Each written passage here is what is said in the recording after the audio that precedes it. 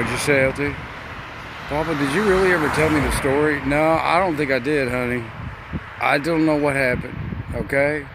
But I'll tell you that story. And then we're going to have to wrap it up, okay? Because I got to get you over to Mary Terry. She said, I can't keep you out all night long. She won't let me on the island. I got to get you over to Mary Terry's. They'll take care of you, okay? But I'll tell you that story, okay? Okay? Yeah, I will. You ever see the movie called... This is not the story. Hey, did you ever see a movie called Ricky Bobby? Because there's this little boy in there, and he said, today, I told my teacher she had a lumpy butt, and she yelled at me, and I pissed my pants. I love that.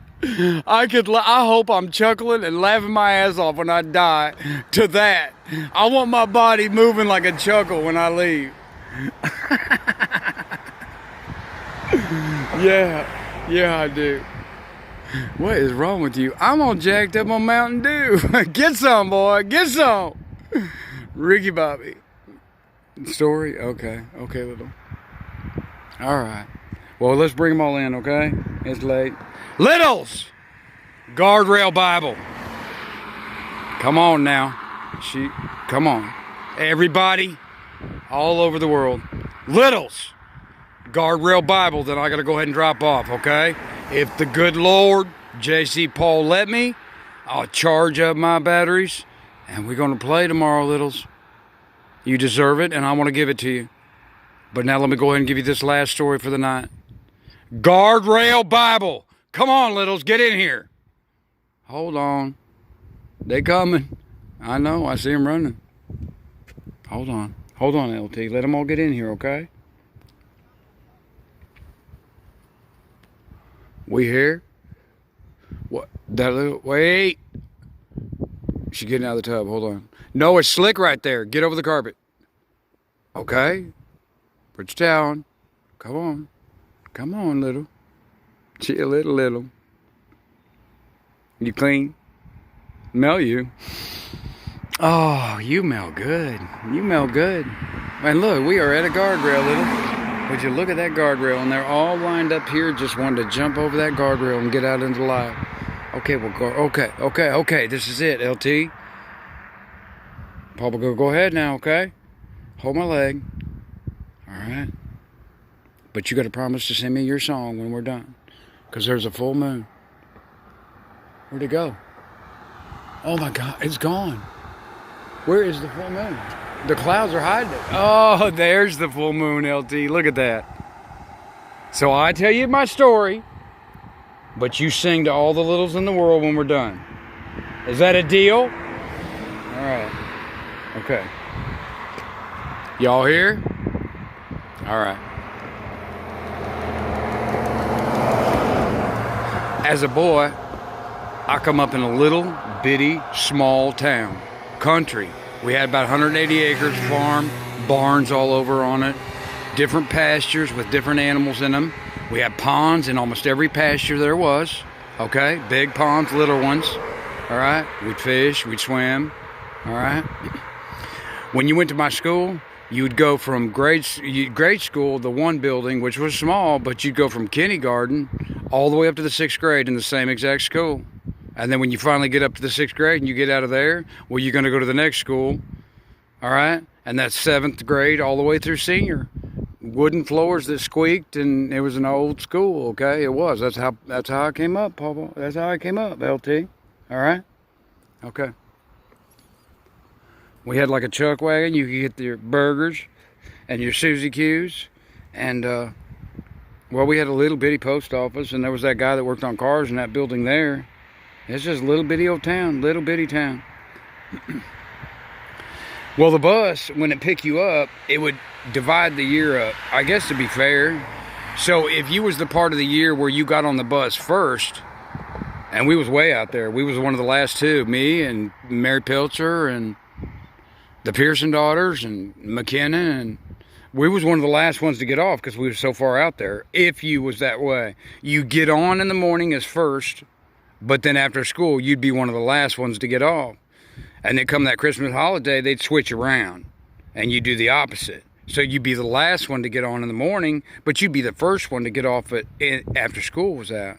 And I know that what I'm about to tell you was the time of the year where school first started up, and it's hot out. I mean, it was hot. You know, about now when school's about to get out, and it's hot, okay?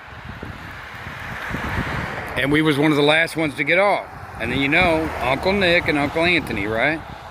Younger brother Nick, couple year under, and older brother Anthony, couple year older. And we get off the bus, clear down that gravel road. I'll have to show you someday. I guess I won't. Maybe your mama show you, okay? Where I came up at. Big old farmhouse, had porches all the way around. Looked like these old buildings down on Duval with that porch all the way around the top. Great big old rock right out front of the house where them little Jennies could get up on that rock and then get up on a horse because they had them long dresses on. And then when they getting off a horse, they could step on that rock and get down. That's Pawpaw. That's how I come up, okay, little? All right?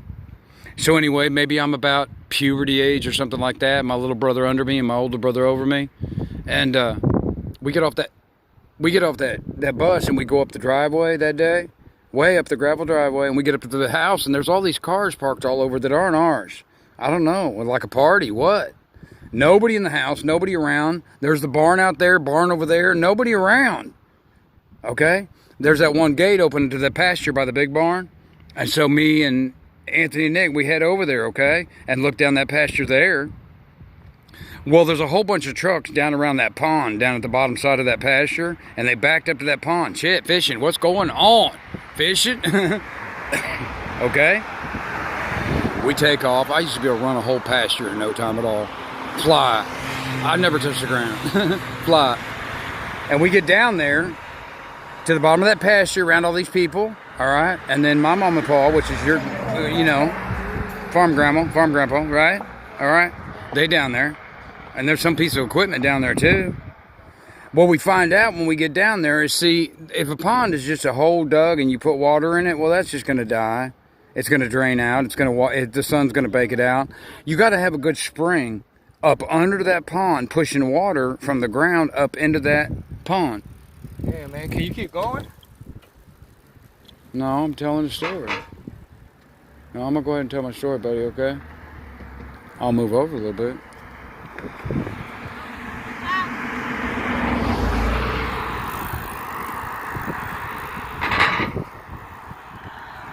She got a baby. I like when the baby's on front instead of looking at the back. I think it's cool when the baby's in front.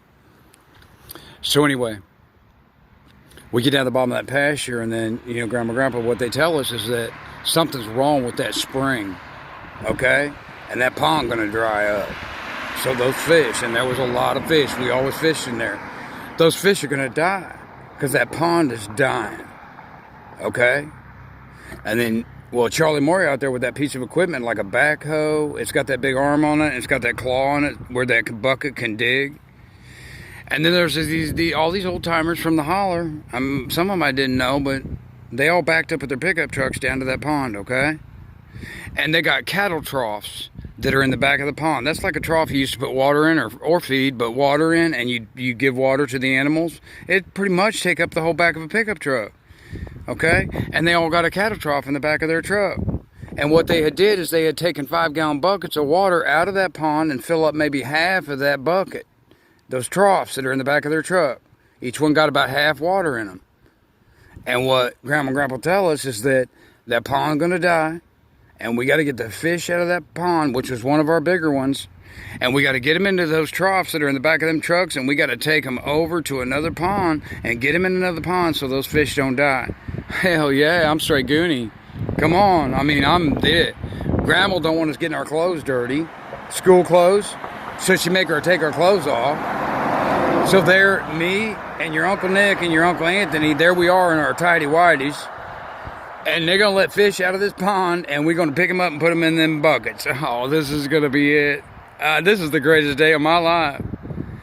And so Charlie, he keep on digging a little bit more out of the south side, most southern, you know, the down point of that pond.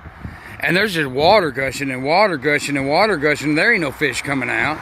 He done get halfway down where half the water of that pond is gone, and there ain't no fish coming out. Because those fish keep on going down lower and lower and lower, trying to save their life. Okay? But sure enough, finally Charlie, he took that last punch out of that pond, and here come the fish. Big ones, little ones, I mean big ones too, down from the bottom. Well, they coming out so hard, we stout. We do hay hauling and everything, and we stout young boys. But that water gushing and them fish coming out, that take you right off your feet. What we realize is there's so much water on the ground, there's almost a pond out in the ground too. And the fish all over, swimming in the water on the ground. Well, we would just pick them up off the ground and throw them up in that trough. Pick them up off the ground. Charlie punch into the hole. Finally, it become mud. It was water coming out, but it was so muddy, you might as well have called it mud. And the fish coming out on the ground, well, they had the shape of a fish, but they was so covered in mud, they was all brown. And we wasn't tidy-whities no more. We were brown from head to toe. You get me? And we just kept picking on fish and picking up fish and throwing them in the troughs and throwing them in them troughs and throwing them in the trough. We got them all. We took all the water out of that pond. There might have been 2, 3, 4 on the ground. We got them all. All the fish out of that pond, we got up in them troughs and we put them in the back of them trucks. Okay? Then we go ahead and take off. We get over to this other big pond on our property, and the Jennies, the moms, and the wives of them, you know, them locals that was in the holler, and, you know, with them pickup trucks, they come on down, corn on the cob and some food and this, and get our beer on. I mean, not us, but that, you know, that was what happened. And we spent a little bit of time, and I wonder why, but now I know why. And I wondered what they did, but I understand what they did. They end up getting over to that other pond, and they end up getting some 5-gallon buckets, and they take some water out of that pond, and they put some 5-gallon buckets of water of that pond into those troughs that are in the back of that truck. So now you got half the water in those troughs out of the one pond that the fish came from. And the rest of the water that was in those troughs was out of the new pond. And the fish are in them troughs. They put them up on a couple 4x4 blocks in the back of them trucks. We end up having our, what do you call it, picnic, pond picnic, I guess. And finally, them boys just took and they used as leverage some 2x4s to get up under them troughs, and they went ahead and tipped them troughs right off the back of them truck. And they dumped it into that new pond, LT. They dumped all the fish out of that one pond into another pond. Because they was going to die. Well, I went down and watched that pond every single night. Every night I went down there, LT, forever it seems like. The rest of that summer. I'll tell you, we didn't lose no fish. If there was 2, 3, 4 fish floating after that, that'd be it. We saved those fish by taking them out of that pond and then blending them into the other pond. Grandmas would get with grandpas from the other pond, and grandpas would get with grandmas, and moms and dads and littles, and they'd have their babies. So now a fish out of this pond and a fish out of that pond got together and had babies. They all just got together. They all blended together. And they lived. They lived. This is absolution of a story I am telling you, littles. By taking all the fish out of that pond, where they would have died, and putting them into that other pond, they all lived, LT. They might have been different fish from different ponds, but putting them together, they all got together and they all lived. Are you littles understanding this at the guardrail here? All littles go through life together. It don't matter what ponds you came out of. You understand, littles? That's how you're going to make it. That's how you're going to be okay. All the fish, all you littles at this guardrail right here, you're all just going to go through life together. You're not going to make it to where those littles don't get to be in your pond. Excuse me. It was blowing on me there. Those fish up there don't get to be in the pond, but these fish get to be in the pond. That's not how it works. All littles are going to live if all littles go through life together. All in the same pond, littles. Guardrail Bible. Blending the fish out of 2 different ponds. What a beautiful song in my headset bows right now. I got a girl crush. hate to admit it, I got a deep kind of love, hurts me so much.